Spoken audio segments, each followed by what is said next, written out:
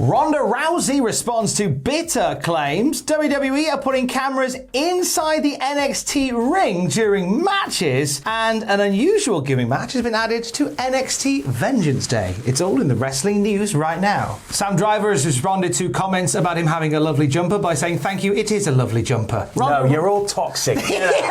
Get out. Go on. Don't you comment on my in-ring work. How dare you? Ronda Rousey responded similarly internally to a return to WWE. She was taken to one side after Monday Night Raw, apparently, according to Meltzer and other sources. Right. Because she was very bitter towards the fans when she really should be a babyface now. Yeah. She's responded to that whilst on a Facebook gaming stream. Ronda Rousey said, "It's hard not to take it personally from the fans because they really did turn on her near the end of her last run. Because I do go out there as a character, but also I'm actually Ronda Rousey. I don't play Ronda Rousey on television. Sometimes I take it personally from the fans, not so much the other wrestlers."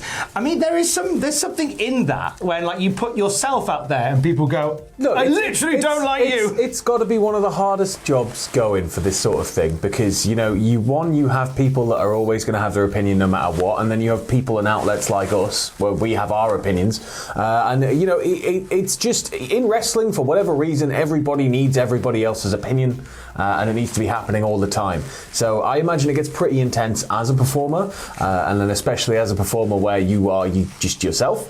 It must sting a bit more because it's, you know, it's not like you're the Undertaker. It's not like, oh, we don't like that gimmick or whatever. Like it's oh, we just don't like you. I like the idea of Mark Calloway just scrolling Twitter, just going, "Why is everybody mean? I only said rest in peace. We didn't do this back in the old days. Cocaine and knives. Cocaine and knives. Well, after the good old days, we just had guns backstage and not Twitter. Some say Twitter would be worse." I do hear it, and but at the same time, when you are in a position like that, and this is something that I need to learn to, you gotta have a thicker skin with it. None of it's real. None of it's real. Twitter isn't tangible, right? You've got 10 people following you, right? They're not there. You can punch your monitor, and you've got to punch your monitor, not somebody being mean to you. You get annoyed by online content. Don't bite. Don't respond. Yeah. Just don't engage with it. Jesus. Nothing is real. None of it's real. I've just had really horrible personal stuff written about me under videos. Just awful. You just don't engage with it. Just don't look. You don't engage with it. Just it doesn't exist. Need to learn that. Yeah. Need to work on that. So Rousey, however, did have a better attitude on SmackDown. Like the sort of a more babyface-like temperament was seen there, which was a great relief to WWE. Yes, it means that now she's sort of maybe getting over the hump a little bit because she's one of your top babyfaces for WrestleMania. It's a rhythm she's going to have to settle back into, and I figure that because of how it maybe ended, then it's we've just got to be a little bit. It's going to take some time, maybe. The rhythm is going to get you. Yeah. NXT last night gave us apparently some unusual new production techniques. A PW Insider.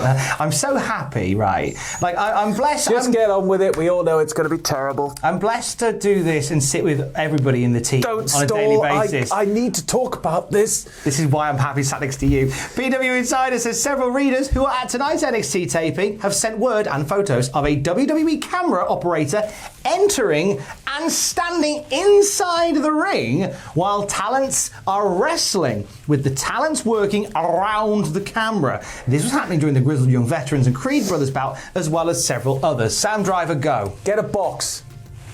WCW had a box. It was fine.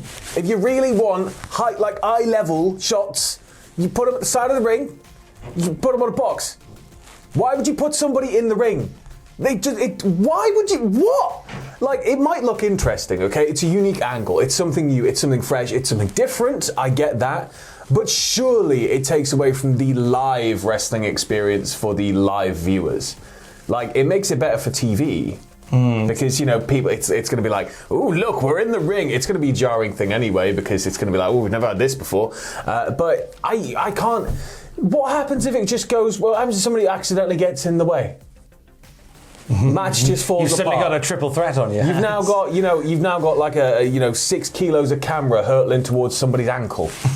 Like, just as well, they're all really well-trained wrestlers. Oh yeah, like, you know, it's not. I'm not saying anything like that. It's just, you know, anything can happen. Like, you could trip, you could fall. Like, it could really affect even like well-trained, well-oiled Look, anything units can and happen. machines. Yeah, anything can happen. Like, you know, your shoelaces aren't correctly tied. You could just, you know, slip drop the camera, and then the match has to stop. Yeah. And the match, get a box. Or, the box is like, I know they suck because you kind of stood on this thing that if they hit the ropes too hard, you're going to fall back. But I'm sure you could make it better. You know how NXT kind of leans in a little bit to classic WCW? Yeah. Hear me out. The referee cam Chamber of Horrors match.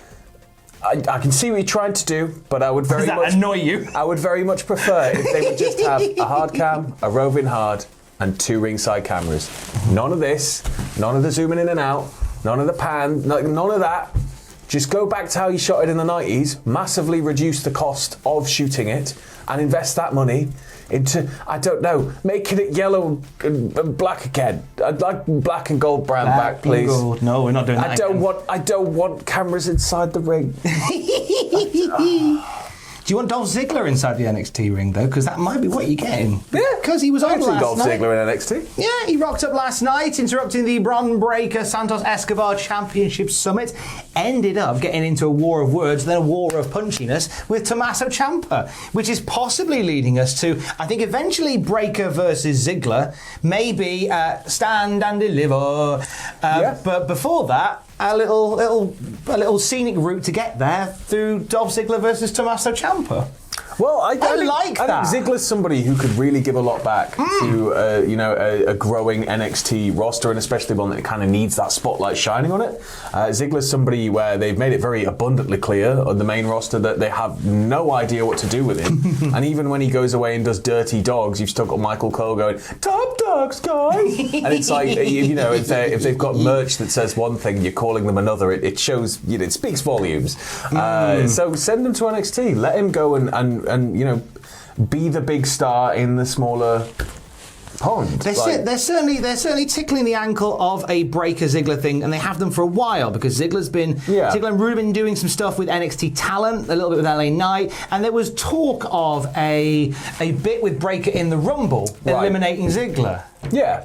Like, that'd have been cool. Yeah, it would have been all right. It would have made the Rumble a bit less crap. But hey, who are we to know?